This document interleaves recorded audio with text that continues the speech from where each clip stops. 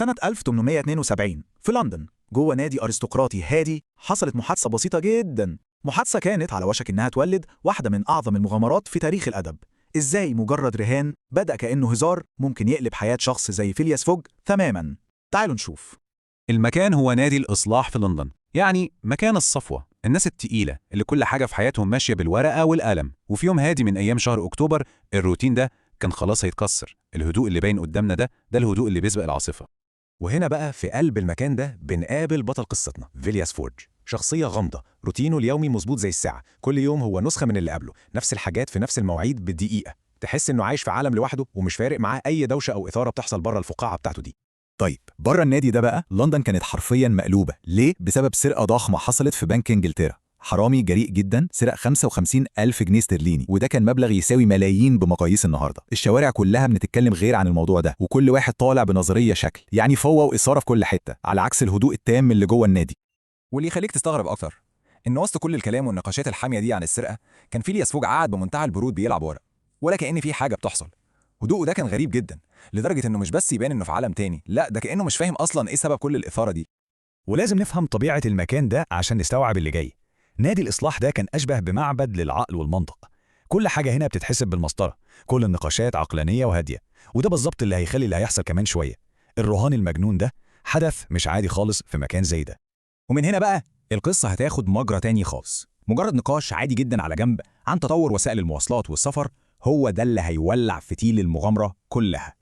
الحتوتة بدأت إزاي؟ واحد من الأعضاء كان بيقول إن العالم ده صغر قوي، يعني بفضل السكك الحديدية الجديدة والسفن اللي بتمشي بالبخار بقى ممكن الواحد يلف العالم كله في كام شهر بالكتير. وفجأة فيلياس فوج، الراجل اللي كان ساكت طول القعدة، بيقطع النقاش بصوته الهادي لكن الواثق. من غير أي تمهيد رمى كلمتين اتنين بس: 80 يوم. الكلمتين دول وقعوا على كل اللي قاعدين زي الصاعقة، سكون تام، وكل العيون اتحولت عليه في نفس اللحظة. وهنا بقى بدأ الصدام. أندرو ستيوارت واحد من زمايله رد عليه بانفعال: كلام فارغ، ده مستحيل. لكن فوج بنفس هدوءه وثقته رد عليه: لا بالعكس، ده ممكن جدا.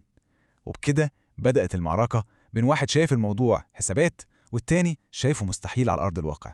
بس فوج ما كانش بيقول أي كلام وخلاص، لا، ورا الكلمتين دول كان في خطة متكاملة محسوبة بالثانية.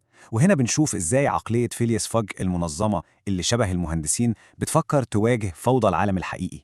بكل برود أعصاب فوج طلع دفتر صغير من جيبه وبدأ يسرد خط سير الرحلة كلها، كأنه بيقرأ جدول مواعيد مش تحدي هيغير حياته. قال لهم من لندن للسويس 7 أيام، ومن السويس لبومباي 13 يوم، من بومباي لكلكتة 3 أيام، وفضل يكمل خطوة بخطوة لحد ما وصل للإجمالي النهائي 80 يوم بالظبط. طبعا ستيوارت اللي هو صوت العقل في القعدة ما قدرش يسكت، اعترض على طول وقال لفوج: استنى بس، انت حسبت كل حاجة على الورق بس نسيت الواقع، نسيت العواصف، تأخير المراكب، الحوادث، نسيت كل المفاجآت اللي ممكن تحصل في أي لحظة واللي ملهاش دعوة بأي جداول. لكن رد فوج كان قاطع وكشف عن فلسفته كلها في الحياة. قال: أنا عمري ما بحط الحوادث في حساباتي. المنطق بتاعه كان بسيط، طالما في طرق وفي قطر وفي سفينة يبقى الرحلة ممكنة، أي حاجة تانية دي مجرد تأخيرات خيالية ملهاش وجود. ده إيمان كامل بالنظام والمنطق في مواجهة كل احتمالات الفوضى اللي في الدنيا. وهنا بقى الكلام وصل لمرحلة ينفعش نرجع فيها. النقاش النظري ما بقاش كفاية. فجار قرر إنه لازم يثبت كلامه بفعل، ومش أي فعل، لا ده تحدي هيراهن فيه بكل اللي حيلته، ثروته ومستقبله. فوج عرض عليهم رهان بكام؟ 20,000 جنيه استرليني. عشان بس نتخيل ضخامة الرقم ده، المبلغ ده كان تقريبا نص ثروة فوج كلها، مبلغ كان ممكن يبني حي كامل في الزمن ده. مجرد ذكر الرقم ده كان كفيل إنه يسكت أي حد في الأوضة. وهنا بنشوف السمة الأساسية في شخصية فوج، شجاعة المخاطرة. الموضوع هنا ما بقاش مجرد فلوس، دي مخاطرة بكل حاجة حرفيا. وده يخلينا نسأل: هل دي ثقة عمياء في الحسابات؟ ولا ده جنون رسمي؟ في كل الأحوال فوج كان جاهز يراهن بكل ما يملك على إن خطته صح. زمايله في النادي، سواء بقى كان دافعهم الفضول أو مجرد الرغبة في إنهم يثبتوا إنه غلطان، وافقوا على الرهان. وفي لحظتها اتكتب عقد واتمضى، الكلمات اتحولت لوثيقة رسمية، والرحلة اللي من دقايق كانت مجرد فكرة مستحيلة بقت خلاص واقع هيبتدي. والشروط كانت واضحة ودقيقة، زي فوج نفسه أعلن إنه هيمشي فوراً، يعني هيسيب النادي في نفس الليلة يوم 2 أكتوبر الساعة 8:45 مساءً، والمطلوب منه يرجع لنفس المكان ده يوم السبت 21 ديسمبر في نفس الدقيقة بالظبط. ومن اللحظة دي عداد الوقت بدأ يعد. خطة فيلياس فوج على الورق كانت مثالية ما فيهاش غلطة، لكن السؤال الأهم بيفضل مطروح: هل منطق وحسابات إنسان واحد مهما كانت دقيقة تقدر تنتصر على فوضى العالم الحقيقي، على الطبيعة المتقلبة وعلى البشر نفسهم؟ هل خطة مثالية ممكن تنجح في عالم مش مثالي خالص؟ So, how does a quiet game of cards between gentlemen blow up into a frantic, globe-spanning race against time? Well, it all kicks off with a simple debate, one that's about to change one man's life forever. So, let's get right into it. All right, so picture this. It's October 1872, and we're inside London's super exclusive Reform Club. Now, this place wasn't your average club, you know? It was more like a sanctuary of logic, a real temple of reason, where all the big thinkers of the day would hang out. But on this particular day, that very idea of reason, it's about to be pushed to its absolute limit. Meanwhile, outside the calm, quiet walls of the club, London is just buzzing, and not in a good way. The big news, the thing on everyone's lips, is this huge, daring robbery at the Bank of England. Some thief made off with an absolute fortune and then just, poof, vanished. The whole city is talking about it. And we're not talking about a small amount of cash here. We're talking £55,000. I mean, to put that into perspective for you, back then, that was a life-changing amount of money. You could buy a massive country estate with that. So, yeah, the papers are going wild, but Scotland Yard, they've got nothing. No clues, no suspects, zero. But you know, inside the Reform Club, they're not really sweating the robbery. They're talking about something totally different. Progress. I mean, this is the Victorian era, right? An age of just incredible invention. You've got new railways cutting across India. The Suez Canal has just opened up. Steamships are zipping across oceans faster than ever before. To these guys, it felt like the world was literally shrinking. And right in the middle of all this excited chatter, there he is, our guy, Phileas Fogg. He's just playing his usual game of cards, whist. Totally calm, completely detached from everything going on around him. You know, his whole vibe, this intense quiet, these super precise habits, it made him this really fascinating, kind of mysterious figure to everyone else. So the whole calm vibe of the room gets kind of broken when one of the other players, a guy named Mr. Ralph, puts his cards down. He makes this offhand comment about, how small the world is really getting. So Mr. Ralph tosses out this idea that, hey, maybe you could get around the whole world in just a few months. But then another member, Andrew Stewart, he just laughs. He scoffs at the idea, basically saying that Ralph is being way too generous. He thinks even 80 days is just ridiculously impossible. A complete joke. And that's it. That laugh, that little dismissive comment, that's the spark that lights the fuse. Stewart's words somehow cut through Phileas Fogg's intense focus, and suddenly he has Fogg's complete and total attention. So Fogg looks up from his cards, and in this really calm, measured voice, he says just 2 words. But these 2 words, they slice right through all the chatter and completely change everything. And right there, boom, the battle lines are drawn. You've got Fogg, this man of pure, cold logic, just calmly stating, yeah, it's entirely possible. And then you have Stewart, who's basically the voice of doubt and common sense, immediately firing back, calling it nonsense and impossible. It's on. So how does Fogg back up this pretty wild claim? Does he argue? Nope. He just pulls out a little notebook.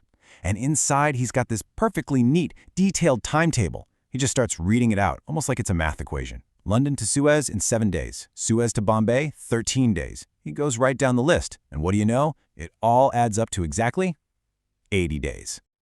And this little moment, it tells you everything you need to know about how Fogg sees the world. For him, it's all about precision and planning. He's the perfect example of that Victorian faith in science and reason. He truly believes that if you just prepare carefully enough and use perfect logic, you can solve any problem. Even something that sounds totally impossible becomes, well, possible. But Stewart, he is not buying it, not for a second. He points out what he thinks is the huge, fatal flaw in Fogg's perfect clockwork logic. He's like, a timetable's one thing, but what about real life? He argues Fogg has totally forgotten to factor in the sheer chaos of the real world, the accidents of life. And Fogg's response to this is just legendary. It really tells you everything about this guy. In his mind, the routes exist, the ships exist, the trains exist. So the problem is already solved. It's just an equation. And a true gentleman, as he sees it, doesn't waste a single second worrying about problems that might not even happen. It's just this incredible display of faith in order over chaos. So, at this point, they're at a standstill. right? You've got pure logic on one side and total skepticism on the other. So Fogg just calmly puts his cards down on the table. He suggests it's time to stop talking and actually put his theory to the test. A real, actual test. And the stakes he puts on the table are massive. 20,000 pounds. Let's be clear, that is an absolutely astronomical amount of money back then. It's basically half of everything Fogg is thought to be worth. It's the kind of bet that screams one of two things: absolute, rock-solid confidence, or just complete madness. So yeah, this isn't just about money, and it's not even just about proving he's right. This is about having the guts to risk everything for what you believe in. Fogg is literally willing to bet a fortune because he is just that certain that his logical, perfectly planned system will win out over everything else. The other guys in the room are, as you can imagine, a little stunned by how bold this is. But they're also hooked. They're just so curious to see if this strange, super precise guy will actually try to pull off such an insane journey. So one after another, they agree. They get a contract written up, they all sign it, and just like that, the bet is on. But wait, the surprises aren't done yet. One of the men asks Fogg, "So, when are you going to leave?" And Fogg's answer is just as quick and precise as his timetable. He doesn't say next week, he doesn't say tomorrow, he says immediately. And with that, the clock officially starts ticking. Right then and there. Fogg announces he's catching the 8:45 p.m. train to Dover, tonight. And his deadline? He has to be back in this exact room at the Reform Club on Saturday, December 21st at 8:45 p.m. on the dot. Not 1 second late. And so, just like that, a simple argument over a game of cards has kicked off one of the most incredible races against time ever imagined. Which, of course, leaves us with the big question that's going to hang over this entire adventure. Can a perfect plan, can pure, unwavering logic really be enough to conquer all the chaos the world can throw at you?